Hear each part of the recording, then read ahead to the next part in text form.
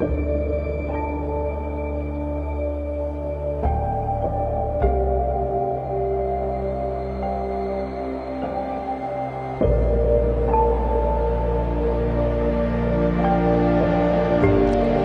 nome do Pai, do Filho e do Espírito Santo.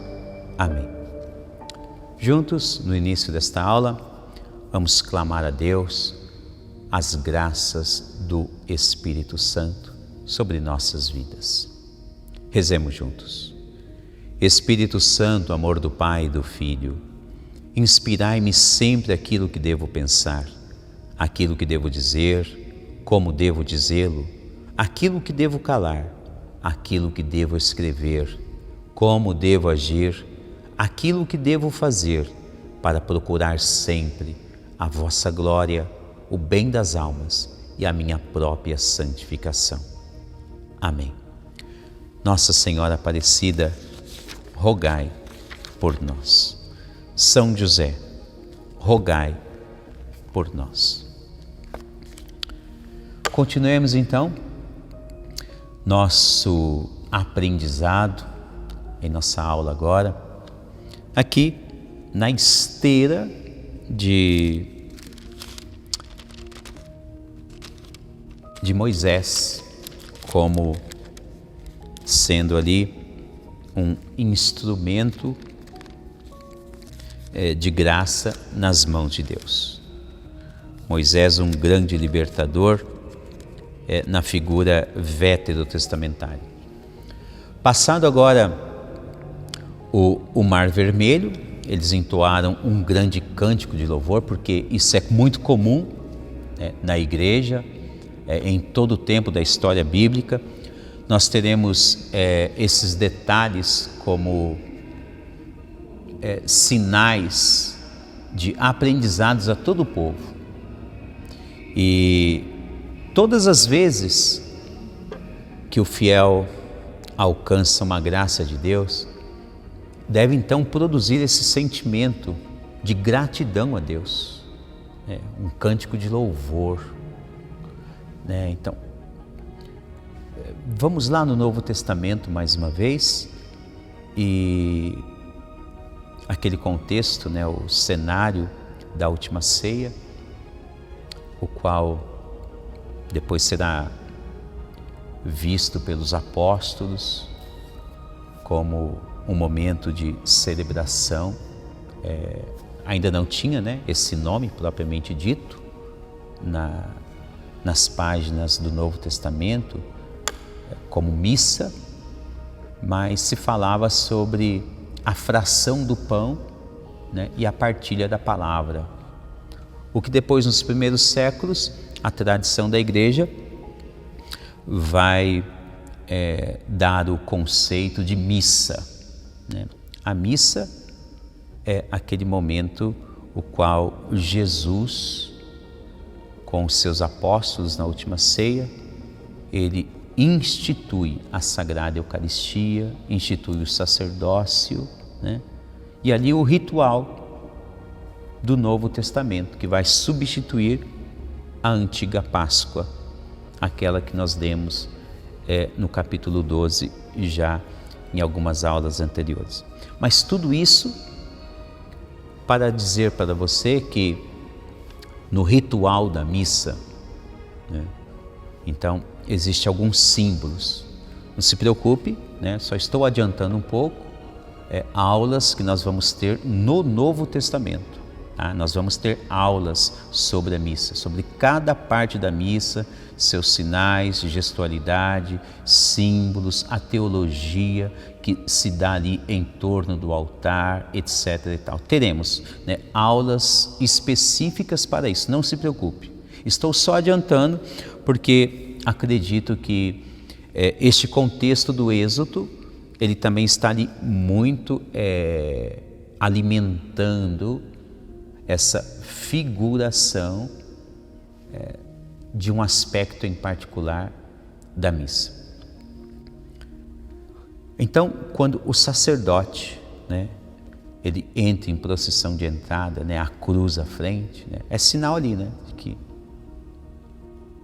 estamos indo para a terra prometida. Então, onde é a terra prometida? É o contexto do altar.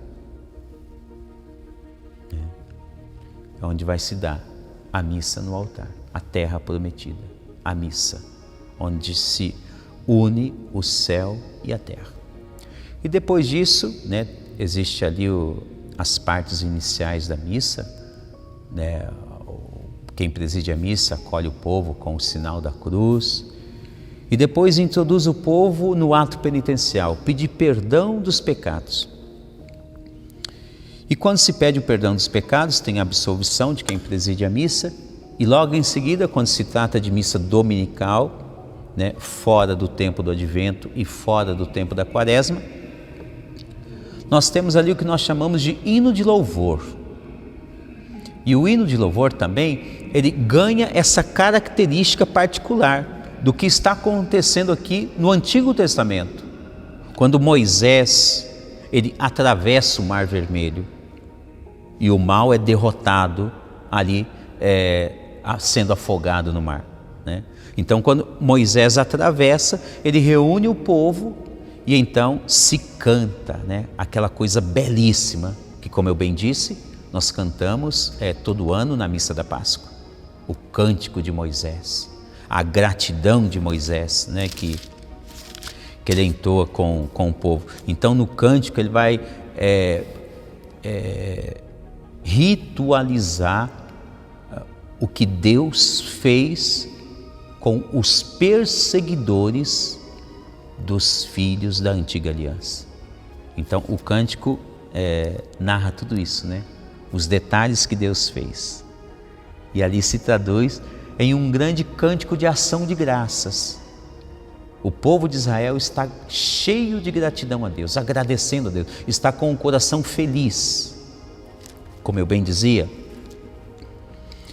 algo que se entrelaça facilmente com o momento, né, ali inicial da missa, o hino de louvor.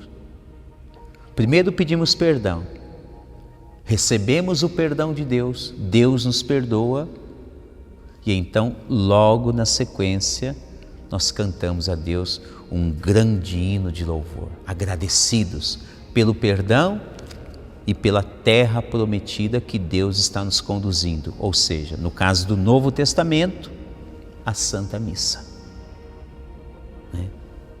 Então, aqui nós notamos que Moisés, ele já introduz esta ritualidade no coração dos filhos de Israel. Se tornar pessoas agradecidas, especialmente quando Deus os libertou de um mal muito grande. E depois disso, Moisés, ele é chamado por Deus a conduzir o seu povo à terra prometida. E ali então vai acontecer várias peripécias, vários detalhes, vários obstáculos vão surgir à frente do povo, né? E por vezes, volta e meia, o povo vai reclamar sobre alguma coisa com Moisés, hora de alimento, hora de água, e Moisés sempre, né, ali de um certo ponto de vista, né, paciente com o povo e confiante em Deus. Sempre quando ele recebe uma reclamação do povo, Moisés transforma aquela reclamação, aquele murmúrio, em uma oração ardente a Deus. E isso é importante, porque Deus constantemente vai estar sempre atuando na vida de Moisés. Deus vai ouvir as súplicas de Moisés. E existem vários detalhes, né, nos próximos capítulos.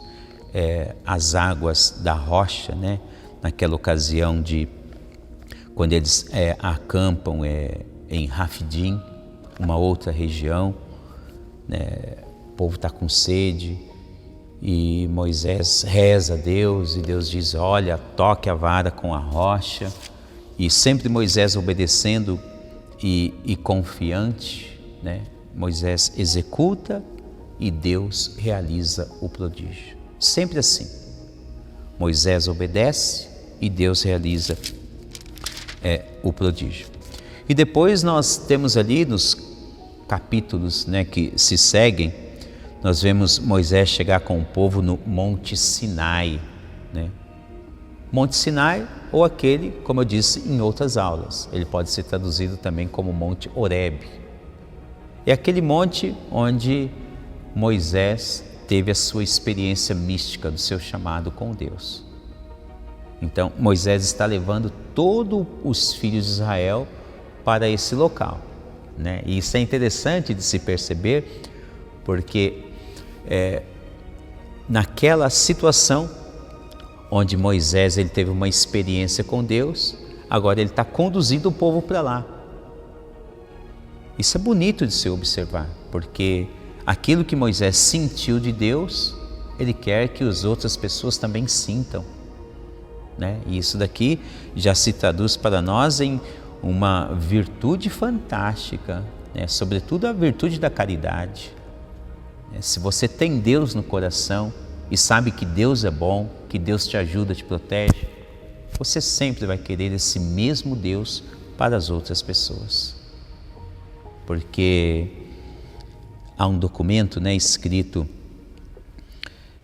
pelo Papa Emérito Bento XVI, do qual ele tirou um versículo bíblico da primeira carta de São João, né, que se chama, o documento se chama Deus Caritas Est, ou seja, Deus é amor.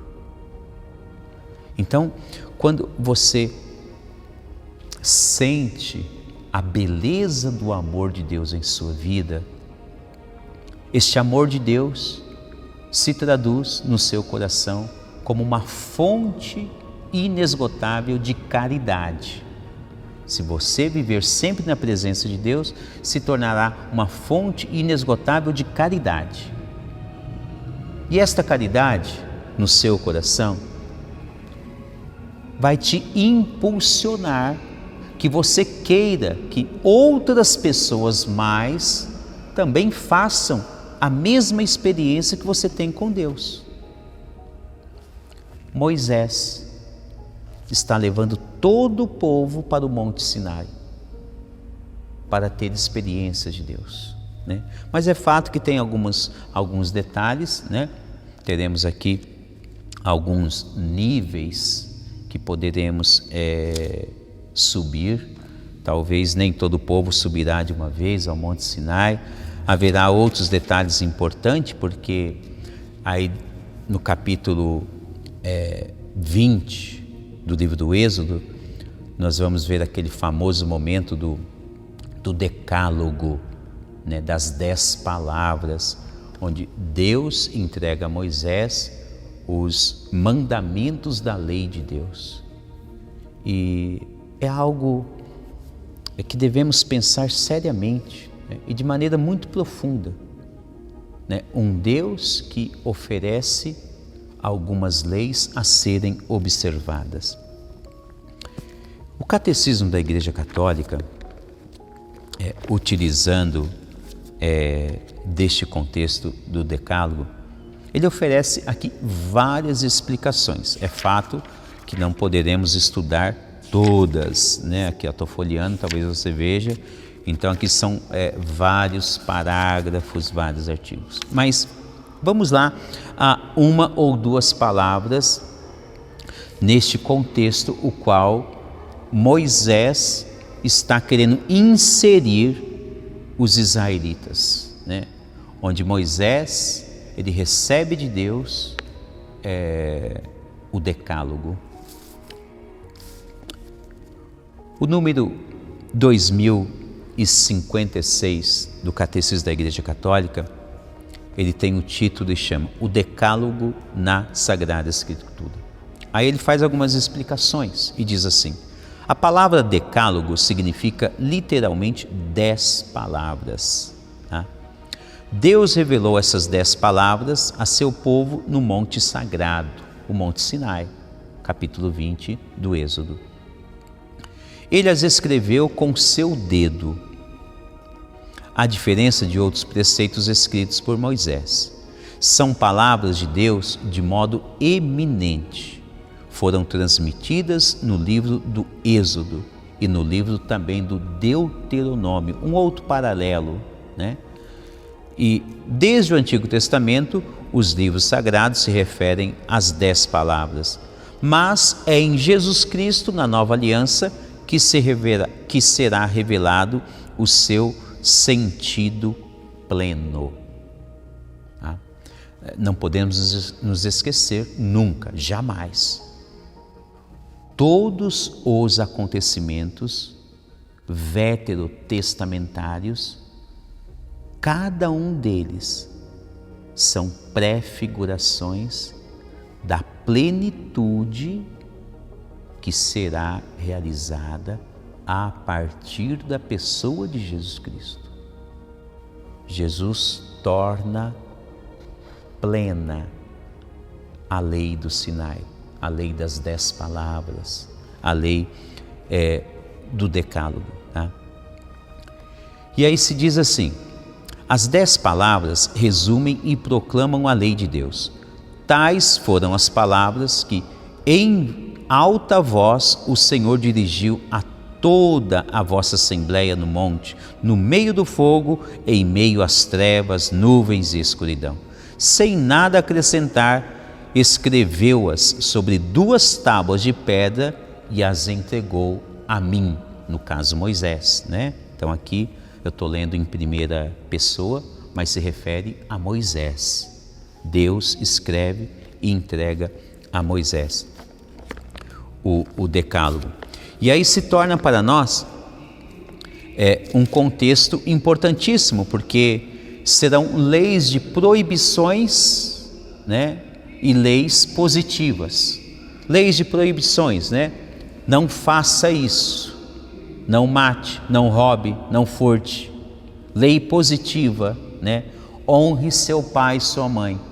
Ame a Deus sobre todas as coisas. Tá? Com essas 10 palavras, né, o Decálogo, né, então Deus ele pretende agora estabelecer leis para que todos os israelitas sigam-as fielmente e estejam sempre debaixo dos seus cuidados. E aqui então continua a caminhada do povo de Deus. E depois dessas leis, agora Deus ele vai, através de Moisés, estatuir uma espécie de culto a Deus. Haverá leis, haverão pessoas, sacerdotes próprios para realizar alguns tipos de cultos. E aí nos próximos capítulos, né, nós veremos esses detalhes que são importantíssimos, mas infelizmente não poderemos acompanhar eles, né, passo a passo, né? Como eu bem disse, nosso objetivo principal é traçar um percurso em trechos da Antiga Aliança, do Antigo Testamento, para chegar ao Novo Testamento. Vamos ver agora mais alguns detalhes finais do livro do Êxodo e aprender sobre este momento belíssimo da graça de Deus em nossas vidas. São detalhes importantes que só aprendemos quando nós paramos para estudar cada um desses passos. Vamos acompanhar agora os próximos detalhes na próxima aula. Até a próxima, se Deus quiser. Em nome do Pai, do Filho e do Espírito Santo. Amém.